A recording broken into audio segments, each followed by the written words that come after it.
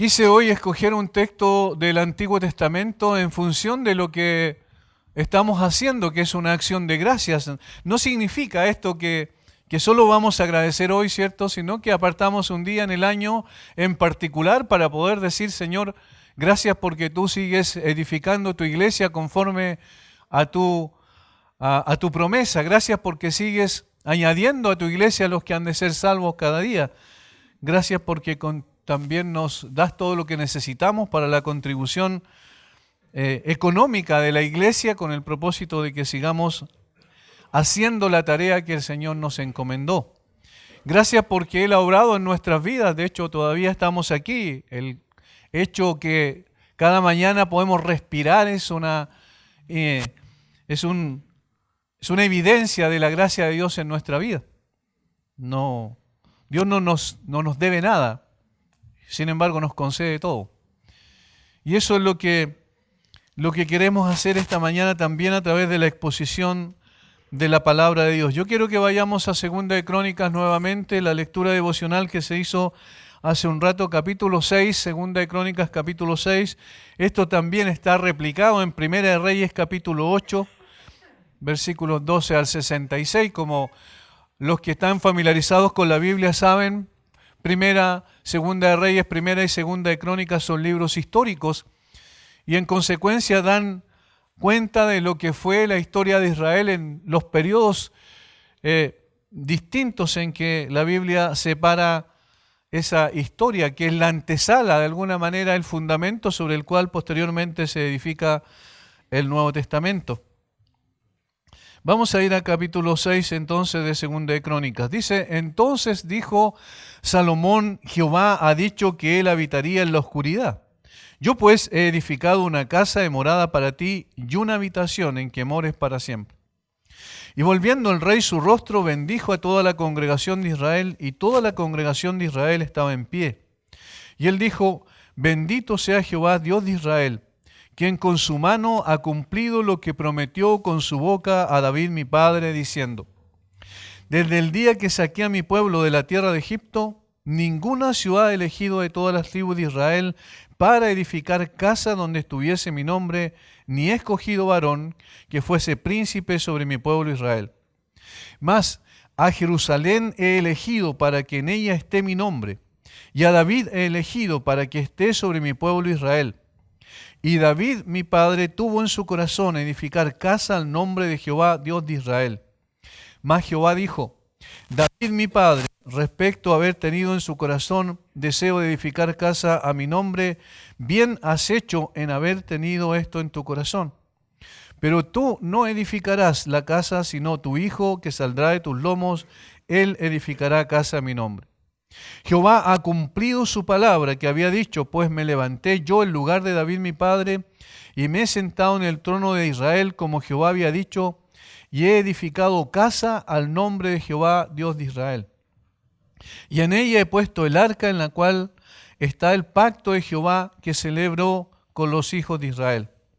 Se puso luego Salomón delante del altar de Jehová en presencia de toda la congregación de Israel y extendió sus manos, porque Salomón había hecho un estrado de bronce de 5 codos de largo, de 5 codos de ancho y de altura de 3 codos, y lo había puesto en medio del atrio, y se puso sobre él, se arrodilló delante de toda la congregación de Israel, y extendió sus manos al cielo y dijo, Jehová, Dios de Israel, no hay Dios semejante a ti en el cielo ni en la tierra, que guardas el pacto y la misericordia con tus siervos que caminan delante de ti de todo su corazón.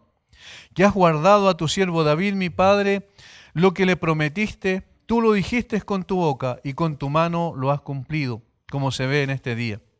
Ahora pues, Jehová, Dios de Israel, cumple a tu siervo David, mi padre, lo que le has prometido, diciendo, no faltará de ti varón delante de mí que se siente en el trono de Israel, con tal que tus hijos guarden su camino, andando en mi ley, como lo has andado delante de mí. Ahora pues, oh Jehová, Dios de Israel, cúmplase tu palabra que dijiste a tu siervo David.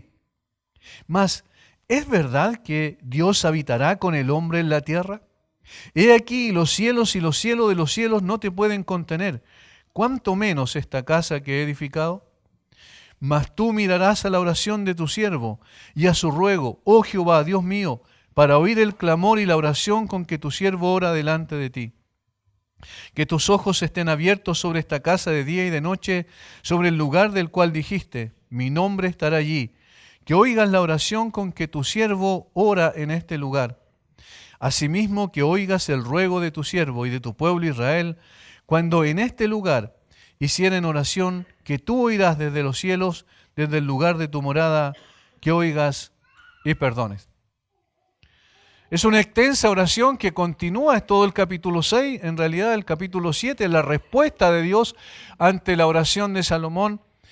Pero ¿qué implicancias tiene en términos prácticos para nosotros? ¿Por qué estamos y vamos a estudiar este texto? Principalmente porque aquí esta oración de dedicación del templo que hace Salomón en un momento determinado, alrededor del año 952 aproximadamente antes de Cristo, en la historia de Israel, lo que hace él es agradecer al Señor por la obra que él había hecho, por la forma en que estaba estableciendo los reyes en Israel, cómo él había sucedido a su padre David y cómo el propósito que Dios mismo había colocado en el corazón de David se había cumplido cabalmente en su hijo, en Salomón.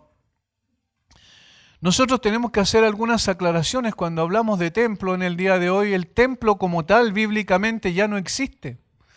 Desde el punto de vista del significado y de la magnitud espiritual que tenía en términos de el templo de Israel ya no existe. Ni siquiera en Israel tampoco lo que nosotros llamamos templo lo es en términos bíblicos.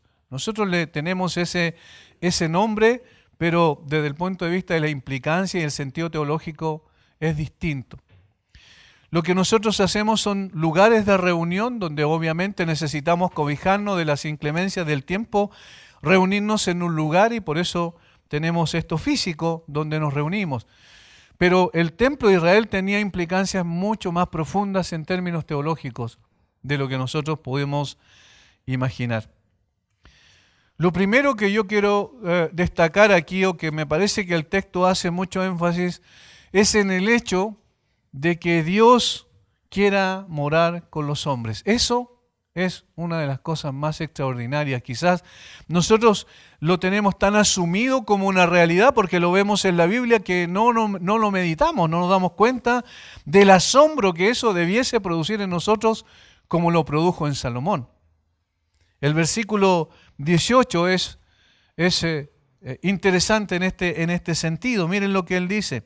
Mas, ¿es verdad que Dios habitará con el hombre en la tierra?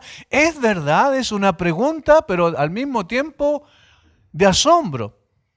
¿Cómo puede ser posible que el Dios del cielo y la tierra, el Dios del universo, el que ha creado todo, el que sustenta todo, el que está más allá de todas las cosas, pueda venir y habitar entre nosotros, entre los hombres? ¿Qué hay en los hombres tan especial, tan particularmente atractivo para Dios para que Él venga y habite entre nosotros? Haga su morada entre nosotros. Capítulo 6, versículo 1. Entonces dijo Salomón, Jehová ha dicho que Él habitaría en la oscuridad. Yo pues he edificado una casa de morada para ti y una habitación en que mores para siempre.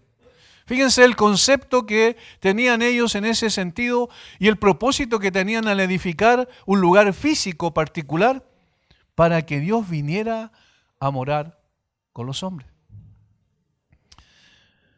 Necesitamos mirar hacia la historia retrospectivamente, hacia el comienzo inclusive de la historia humana, y lo que vemos desde Adán hasta Moisés es que Dios siempre buscó al hombre, Dios siempre se comunicó con el hombre, a pesar de que el hombre había firmado, como yo digo siempre, en el Edén, el acta de independencia. El hombre firmó el acta de autonomía, y ya desde ese momento en adelante quiero vivir solo, quiero tomar mis propias decisiones, quiero determinar lo que es bueno y lo que es malo de acuerdo a mi propio criterio. Desde ahí en adelante vemos que el hombre se alejó de Dios, pero Dios no se alejó del hombre. La primera pregunta que vemos después de que el hombre pecó es, ¿dónde estás tú? Y esa evidentemente era una pregunta que hace Dios buscándolo precisamente a él. Dios quiso seguir comunicándose con el hombre, de allí la importancia de la palabra de Dios. Dios quiso seguir alcanzando al hombre para restituir su antigua condición en la cual estaba, para darle nuevamente la posibilidad y el privilegio de tener comunión con Él. Pero desde Adán hasta Moisés no hubo morada para Dios aquí en la tierra, en términos de que Él no vino a un lugar específico, Él no vino a un pueblo particular hasta ese momento, ¿cierto? Hasta que el Señor viene a Moisés y en el capítulo 25 de Éxodo le dice que construya el primer templo. Vamos a Éxodo, capítulo 25. Le dice que construya el primer templo y otra vez tiene el mismo sentido, la misma implicancia de establecer morada para Él en medio del pueblo. Versículo 1 en adelante, Éxodo 25, versículo 1 en adelante.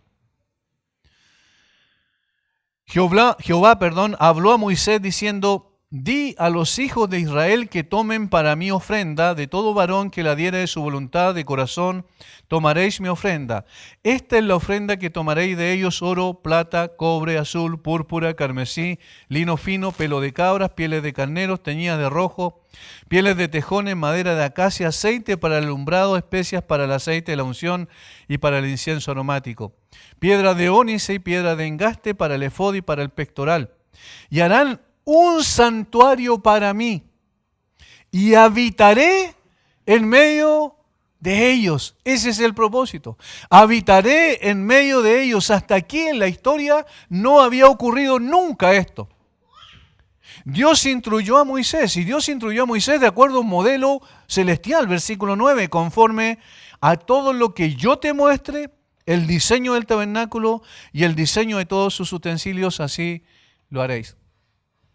De tal manera que el que toma la iniciativa para establecer su morada en la tierra en una forma particular, en un lugar específico, a través de, o mejor dicho, en medio de un pueblo particular, fue Dios. Dios es el que toma la iniciativa.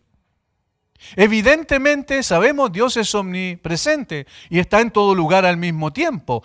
Pero aquí está hablando de una morada específica donde particularmente se iba a reunir con su pueblo, donde iba a tener comunión con aquellos que Él había escogido soberanamente para que fuesen su pueblo.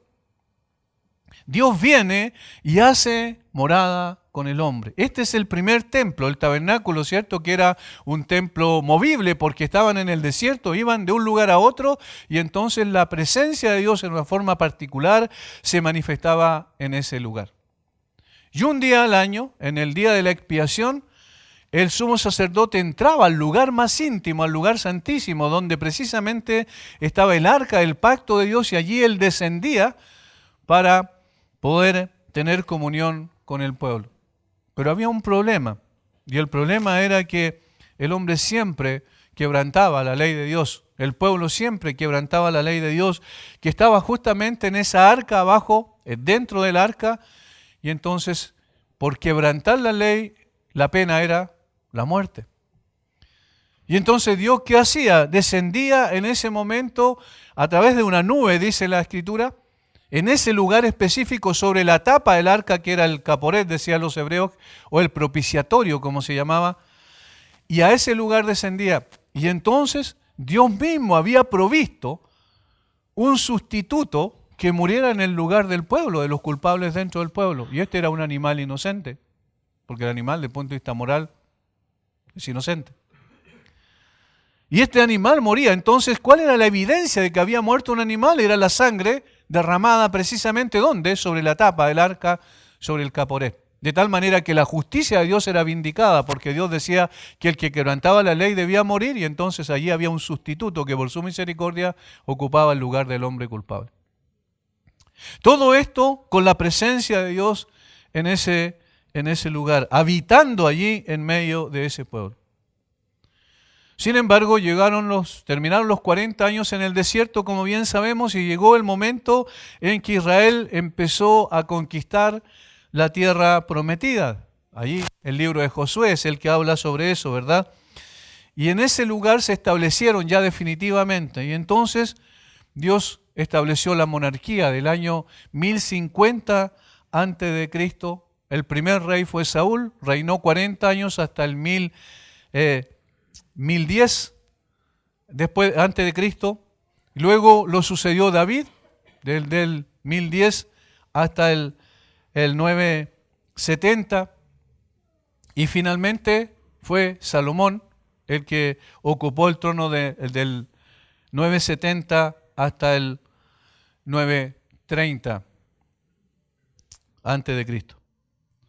Ahora, Dios puso en el corazón de David construir un templo, porque ya debía ser algo más sólido, algo más concreto. Estaban en un lugar definitivo, no se iban a mover, no iban a andar como nómadas en el desierto.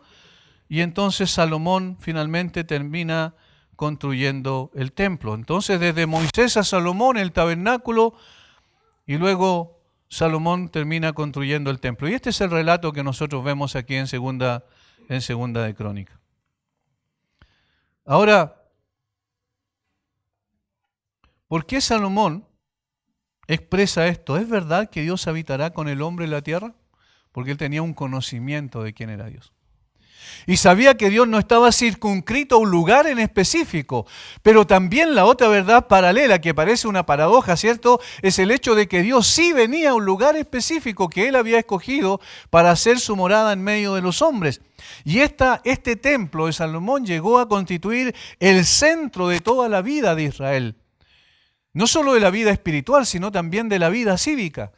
Todo Israel giraba en torno al templo. El templo era el que les daba identidad como pueblo especial de Dios. Y en ese sentido, entonces, esta expresión de Salomón, esta pregunta retórica que tiene una respuesta obvia, obviamente Dios, ¿cómo puede habitar con el hombre? Esa es como la pregunta hecha de otra manera. ¿Es verdad que Dios habitará con el hombre cuando nada lo puede contener? ¿Es posible que esto suceda? Y la respuesta de Dios es sí. Él ha decidido morar con el hombre. Ahora, hermanos, ¿para qué Dios viene a morar con el hombre? ¿Cuál es su propósito? ¿Cuál es la finalidad? Y nosotros vemos que todo esto, el tabernáculo de reunión, el templo de Salomón, indicaban solo a una persona. Que posteriormente, cuando él entra en su ministerio terrenal, comienza su ministerio público, digamos, el Señor Jesucristo, él le dice a los judíos en un momento determinado, cuando él está limpiando el templo, ¿cierto? En la primera ocasión en que purifica el templo, lo hizo 2 veces al principio de su ministerio y al final de su ministerio, y él le dice, destruid este templo y en 3 días lo reedificaré. Pero Juan hace una nota editorial ahí. Y él dice, más él hablaba del templo de su cuerpo. Del tabernáculo pasó a un templo firme, ¿cierto? Como era el templo de Salomón, que fue destruido en el 586 a.C. por los babilonios. Y posteriormente pasa a ser una persona. Es decir, Dios manifiesta su deseo de habitar con el hombre en la persona de su Hijo. Juan capítulo 1, versículos 1 y versículo 14. En el principio era el Verbo, y el Verbo era con Dios, y el Verbo era Dios. Versículo 14. Y aquel Verbo fue hecho carne y habitó entre nosotros. Esa palabra es tabernaculizó entre nosotros, hizo su tabernáculo, hizo su tienda para morar entre nosotros. Y habitó entre nosotros. ¿Cuál era la habitación entonces? Aquel Verbo fue hecho carne. Ahí está, ya habitó entre nosotros. Y vimos su gloria, gloria como el unigénito del Padre, lleno de gracia y de verdad. Es decir, ahora Dios personaliza en una forma particular su presencia como nunca antes en la historia. Primero venía a través de una nube en el tabernáculo, luego a través también de la nube o la Shekinah que le llamaban los judíos, venía al templo, al lugar santísimo del templo y manifestaba su presencia particular. Pero ahora viene en la persona de su Hijo. Y esta es la revelación más extraordinaria. Y si Salomón estaba asombrado preguntando, ¿es verdad que Dios habitará entre los hombres? Nosotros debemos estar más asombrados todavía. porque Salomón no fue testigo, como nosotros podemos mirar hacia ese momento donde Dios vino a través de la persona de su Hijo. En una forma singular, única e irrepetible. Ahora Dios se hace presente personalmente, su revelación personal es extraordinaria. No viene a través de figuras, ahora viene a través de la persona de su propio Hijo. Y eso es lo que Pablo dice en Filipenses capítulo 2, versículos 5 al 11. Haya pues en vosotros este sentir que hubo también en Cristo Jesús, el cual no estimó el ser igual a Dios como cosa que aferrarse, sino que se despojó a sí mismo tomando forma de siervo. Esto es extraordinario. Antes era evidente la presencia de Dios cuando los israelitas, podemos tratar de imaginarnos un poquito la escena, los israelitas veían que venía descendiendo la nube sobre el tabernáculo y la nube sobre el templo, seguramente tienen que haberse estremecido al ver la presencia de Dios a través de la figura de la nube. Ahora, cuando el Señor Jesucristo hizo su aparición en esta tierra, mucho más todavía, porque Él era la expresión misma del carácter del Padre. A Dios nadie le dio jamás, el unigénito Hijo que está en el seno del Padre, Él le ha dado a conocer.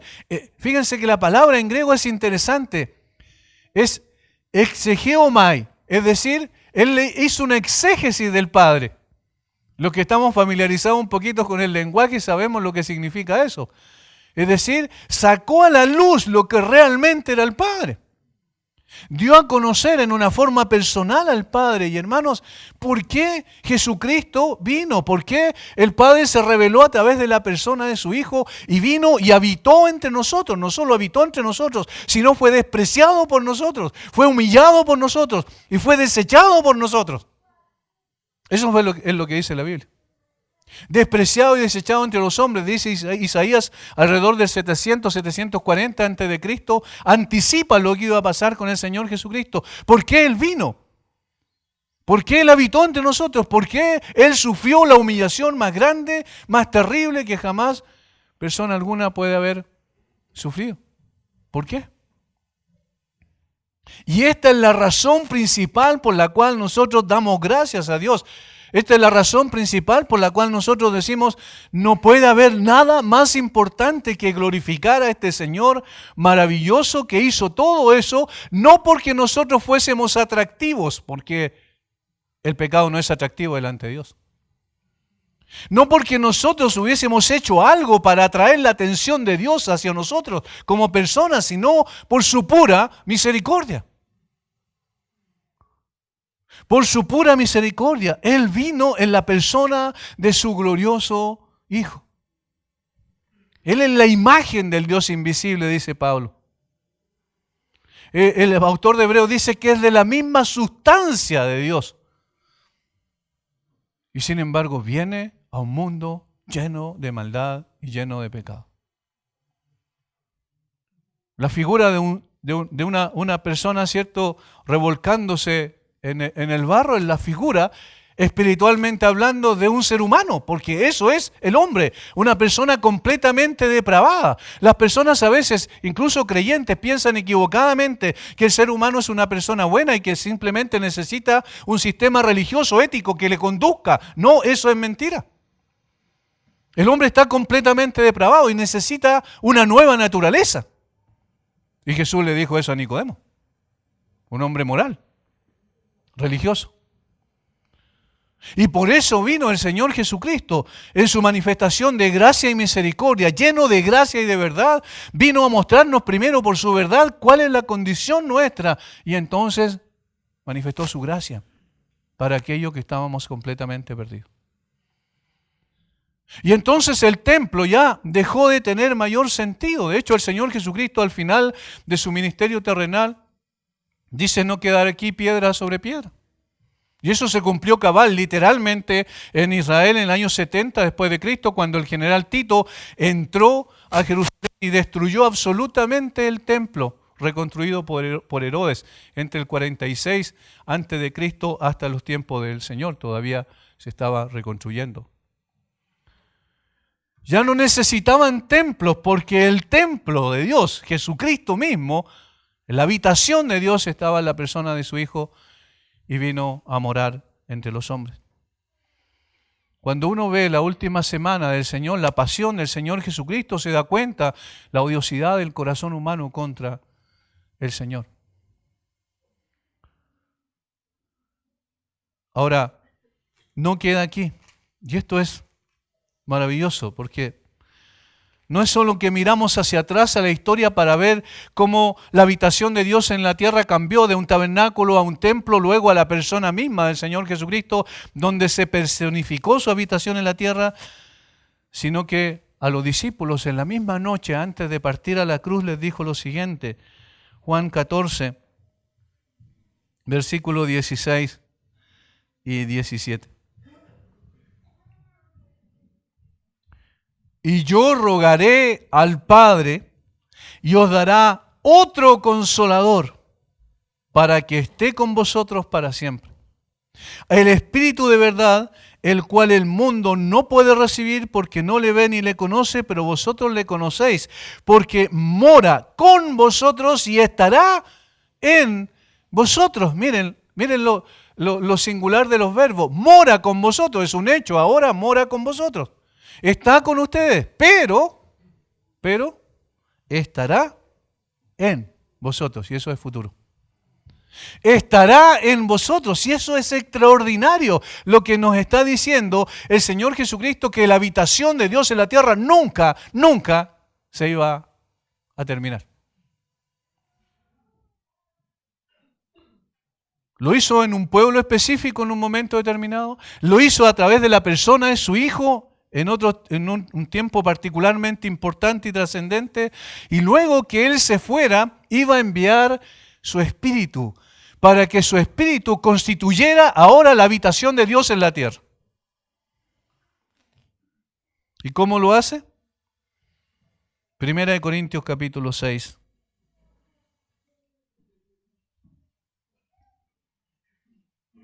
Versículo 19. Y 20. ¿O ignoráis que vuestro cuerpo es templo del Espíritu Santo, el cual está en vosotros, el cual tenéis de Dios y que no sois vuestros? Porque habéis sido comprados por precio. Glorificad pues a Dios en vuestro cuerpo y en vuestro espíritu, los cuales son de Dios. ¿Cuál es la habitación de Dios hoy en la tierra? Su iglesia. Su iglesia, cada uno de nosotros. ¿Es verdad que Dios pueda morar con el hombre? Sí, Salomón, es verdad. Lo hizo a través de su Hijo y ahora lo hace a través de hombres y mujeres débiles, frágiles, limitados como nosotros. Pero allí viene su Espíritu y mora en cada uno de nosotros. Hermanos, esto es maravilloso. Ya no tenemos la habitación de Dios mirándola en términos objetivos, ¿cierto? Mirando como lo miraban los israelitas el tabernáculo y el templo, o como miraban los israelitas a la persona del Señor Jesucristo, sino que ya tenemos el templo de Dios en su iglesia, habitando en su iglesia, dando capacidad a su iglesia para testificar del evangelio glorioso de Jesucristo. Recibiréis poder cuando haya venido sobre vosotros el Espíritu Santo y me seréis testigos.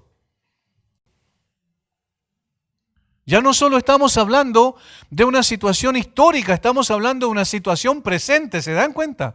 ¿Y cuándo? ¿Cuándo terminará la habitación de Dios en la tierra en términos así tan singulares como lo expresa la Biblia?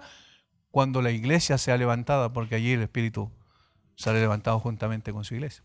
Lo cual no significa que el Espíritu no siga siendo omnipresente, pero de una forma específica y particular.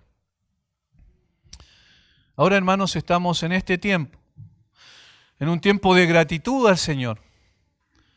Pero ¿cuál es la gratitud más grande? Es que Dios haya querido venir a buscarnos y haya querido venir a habitar entre nosotros y haya querido ser inclusive despreciado y desechado por nosotros y que lo pusimos finalmente en una cruz. Sin embargo, Él se levantó poderosamente entre la cruz, ascendió a los cielos, fue coronado de gloria y de honra y envió su Espíritu para que estuviera con nosotros para siempre. No hay gratitud más grande que esa. Nosotros tenemos gratitud, todas las gratitudes que las demás que tenemos están subordinadas a esa, que es mucho más grande, más extraordinaria. No hay nada más glorioso que el Señor Jesucristo haya venido por nosotros. Nada más grande que eso. No sé si les pasa, pero cuando nos miramos al espejo de la palabra, uno dice, ¿cómo puede ser que Jesús haya venido por mí? Si es tan grande, si es tan maravillosamente perfecto, en todos sus atributos, en toda su esencia, en su carácter, sin embargo se dejó humillar por hombres que él mismo había creado, para que finalmente representar a esos mismos hombres en la cruz. La mayoría de los eruditos bíblicos dicen y concuerdan en que probablemente no pocos de los que estuvieron frente a la cruz, de los que se burlaron de él quizás, de la gente que estaba ahí mirando el espectáculo grotesco de una persona clavada en una cruz, posteriormente fueron impactadas por el poder del Evangelio. ¿Cuántas de esas personas que estaban en ese momento siendo testigos presenciales de la cruz de Cristo, luego fueron aquellos que fueron compungidos de corazón? No sabemos cuántos, pero seguramente varios. De hecho, Pedro le hace la acusación directa. Ustedes lo crucificaron. Pero el Señor Dios le ha hecho Señor y Cristo. Hermanos, la gratitud más grande, más que por las cosas que Dios nos ha concedido, inclusive la gratitud más grande, más que por la salvación, es por el Salvador. Nos maravillamos y nos asombramos igual como Salomón y decimos, ¿cómo puede ser que Dios habite con el hombre? Y sí, Dios habitó con el hombre, de una forma personal en su Hijo. Y Dios habita con el hombre, con su iglesia. ¿Se dan cuenta cómo la iglesia en ese sentido es un pedacito de cielo aquí en la tierra? Es una anticipación de lo que un día vamos a celebrar para siempre allá en la gloria. Nosotros recordamos la cena del Señor, que en el fondo es, nunca te olvides de que esto es lo central. Nunca te olvides de que tu vida, tu alma tuvo un costo y ese costo lo pagó el Señor Jesucristo. Nunca te olvides que cuando estés en la presencia de Dios, tu admiración más grande, tus ojos van a estar puestos en aquel que murió y resucitó por ti. El Cordero de Dios que quita el pecado del mundo. Esa es nuestra mayor gratitud, hermano. De lo contrario, seríamos simplemente cualquier club social de amigos que nos juntamos y nos reunimos. Pero lo que nos hace singular, lo que nos da una identidad realmente, lo que significa el cristianismo, es precisamente eso, que nos reunimos para adorar a aquel que vive y reina por los siglos de los siglos, que Él ha querido condescender con nosotros y hacer su habitación entre nosotros. La iglesia, entonces, ahora es templo. ¿Cómo respondemos ante eso? ¿Para qué usamos nuestro cuerpo? Y no solo nuestro cuerpo en sentido físico, sino todas nuestras facultades. ¿Para qué las usamos en términos prácticos? ¿Cuál es entonces el propósito principal del intelecto? ¿Por qué Dios nos hizo con intelecto, con capacidad de razonamiento? ¿Cuál es el propósito principal? Conocerlo a Él. Obviamente que solo con el intelecto no se conoce a Dios, porque el Espíritu tiene que guiarnos y llevarnos a la verdad. Como dijo el Señor, Él nos guiará a toda verdad. ¿Para qué nos hizo con sentimientos? ¿Cuál debe ser la pasión más grande que debe arder en nuestro corazón? ¿Hacia quién? Hacia nuestro Señor Jesucristo. A quien más hemos de amar, más que todos nuestros cercanos, más aquellos que el Señor nos ha concedido por gracia también para formar una familia. A quien más debemos amar sobre eso es al Señor Jesucristo. ¿Por qué nos hizo con la capacidad de tomar decisiones de voluntad propia? Precisamente para seguirlo a Él. ¿Cuál fue la razón por la cual vino y paseando, ¿cierto? O caminando, mejor dicho, pasando por las orillas del lago de Galilea, vio a los pescadores que remendaban sus redes y ¿qué les dijo? Venid en pos de mí y os haré pescadores de hombres. Y ellos dejándolo todo fueron tras Él. Eso es la única forma en que podemos responder o corresponder a la gracia de Dios en nosotros, seguirlo a Él. Por eso no seguimos a hombres, no seguimos a los mejores predicadores y expositores, nosotros no los seguimos a ellos. La persona que está siguiendo eso es un idólatra. Nosotros estamos siguiendo a Jesucristo.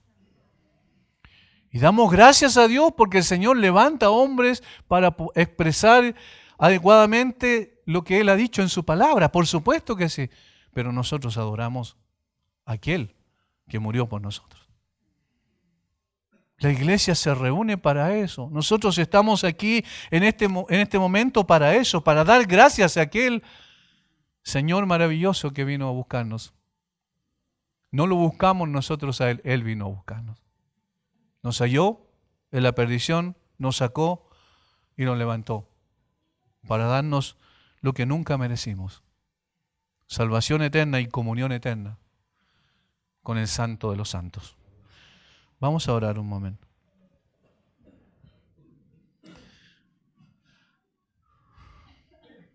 Señor, quedamos siempre asombrados frente a tu palabra. ¿Cómo es posible, Señor, que tú mores con los hombres? Nos hacemos la misma pregunta de Salomón. ¿Es verdad que tú habitarás con los hombres? Señor, qué increíble eso. Que el Dios del universo venga a un lugar insignificante, a un pequeño punto azul en el universo imperceptible.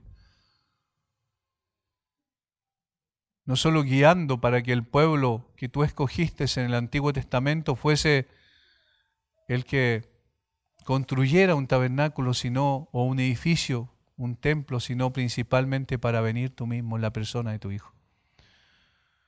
Venir a esta tierra, sufrir las humillaciones que sufriste, sufrir el dolor no solo físico, sino emocional y principalmente espiritual al ser abandonado en la cruz por causa de nuestros pecados. ¿Cómo puede ser posible que Él enviara su Espíritu para abrir nuestros ojos, para darnos un nuevo nacimiento, una regeneración y darnos el privilegio de ser llamados hijos de Dios? Señor, yo te ruego que nunca nos cansemos de agradecer por lo que tú hiciste por nosotros. Señor, danos una mayor comprensión de tu palabra. Danos una mayor pasión en nuestro corazón para amarte a ti y danos una voluntad dispuesta a seguirte a ti todos los días de nuestra vida. Bendice a mis hermanos. Muchas gracias por este tiempo. Oramos en el nombre glorioso de nuestro Señor Jesucristo. Amén.